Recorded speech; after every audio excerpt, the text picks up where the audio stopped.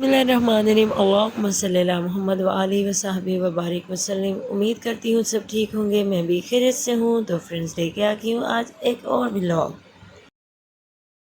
آج میں کوئی بھی اپنی کوکنگ کی ویڈیو نہیں ڈال رہی، جسٹ بچوں کی ویڈیو ڈال رہی ہوں، اور اس کے ساتھ میں بہت ہی افسوسناک جو ہمارے پاکستان میں، ملک پاکستان میں ایک واقعہ پیش آیا ہے، جو ایک ماں نے لاہور میں اپنے 3 معصوم بچوں کی جان لے لی۔ سوال یہ ہے کیا وہ واقعی مجرم تھی یا حالات نے اس مقام تک پہنچایا؟ دوستو، کسی بھی ماں کے لیے اپنے بچوں کو نقصان پہنچانا فطرت کے خلاف ہے، لیکن جب ایک انسان مسلسل ذہنی دباؤ، گھریلو تشدد، دین سے دوری اور جذباتی تناؤ کا شکار رہے تو اس کا ذہن کس حد تک ٹوٹ سکتا ہے؟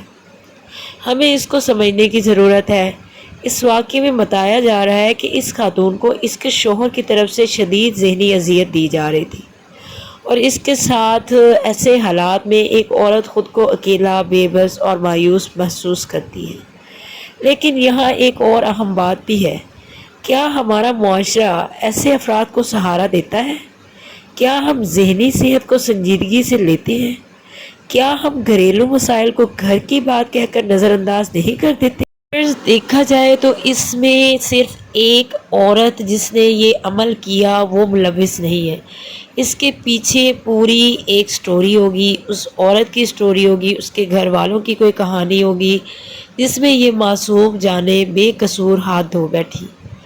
میری رائے میں اس واقعے میں صرف ایک شخص کو قصوروار ٹھہرانا کافی نہیں، یہ ایک پورے سسٹم کی ناکامی ہے، جہاں نہ عورت کو سپورٹ ملی، نہ ذہنی صحت کا خیال رکھا گیا، اور نہ ہی بر وقت مدد فراہم کی گئی۔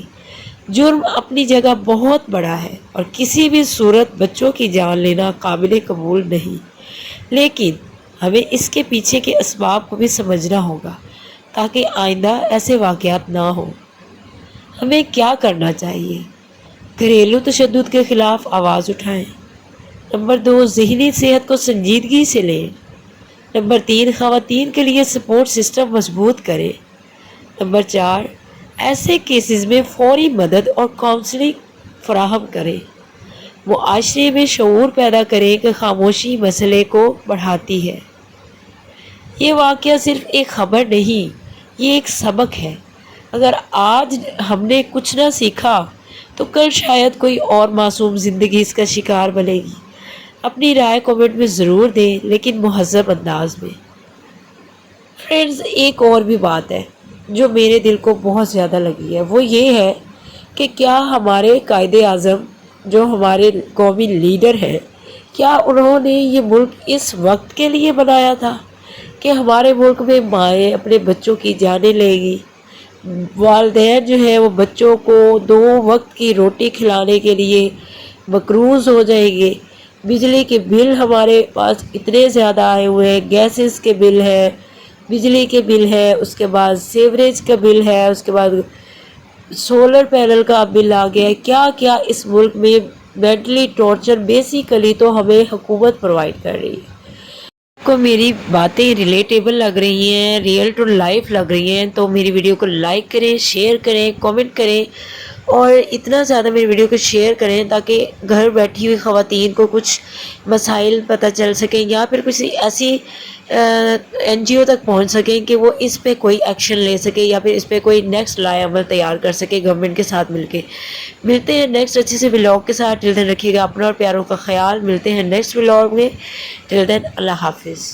لاسٹ بات، پلیز اب عورتوں کو سائیکو کہنا، پاگل ہو گئی ہو تم تو ہو ہی اسی قابل، تمہارے ساتھ تو ہونا ہی یہی چاہیے، تم تھی ایسی، تمہارے ساتھ اس لیے اس طرح کیا جا رہا ہے، یہ مینٹل ٹراما میں جو ہر وقت عورتوں کو رکھا جاتا ہے، صرف اس عورت کے لیے نہیں بلکہ معاشرے کے لیے خطرناک ثابت ہو سکتی ہے۔